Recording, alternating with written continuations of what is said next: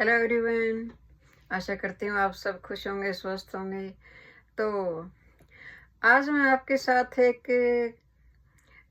Kind of story आपके साथ मैं शेयर करूँगी कि एक साधु अपने शिष्य को इच्छाओं पर नियंत्रण करने के बारे में सिखा रहे थे।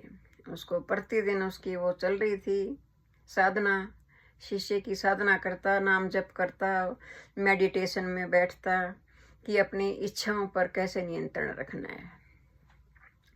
तो वो प्रतिदिन ध्यान करता, जप करता, आत्म संयम के सिद्धांतों पर साधु की और शिष्य की और गुरु की चर्चा चलती।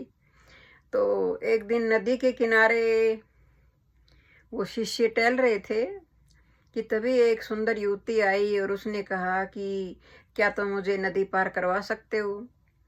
तो शिष्य संकोच में पड़ गया। उसने सोचा, अपने गुरु की बात उसको याद आ गई, आत्म संयम की, और उसने बिना सोचे समझे उसको मना कर दिया। कहते नहीं, मैं तो आपको नदी पार नहीं करवा सकता। तभी वो युवती थोड़ा सा आगे गई। वहीं उसके गुरु भी टहल रहे थे।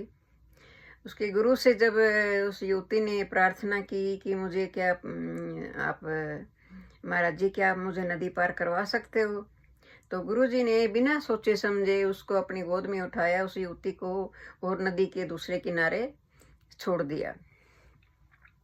तो शिष्य ने ये सब देख लिया, क्योंकि वो भी थोड़ी दूर पे ही टहल रहे थे।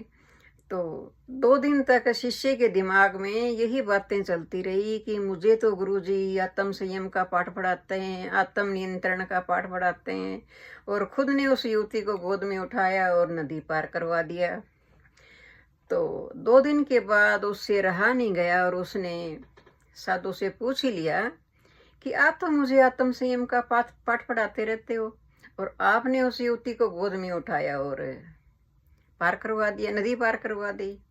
तब साधु हंसते हुए बोले, मुस्कुराते हुए बोले कि मैंने उसे 2 दिन पहले नदी के दूसरी तरफ छोड़ दिया, लेकिन परंतु ऐसा लगता है कि तुमने आज तक उसे अपने मन में बिठा रखा है। तुम उसको अभी तक अपने दिल में बिठाए हुए, उठाए हुए हो।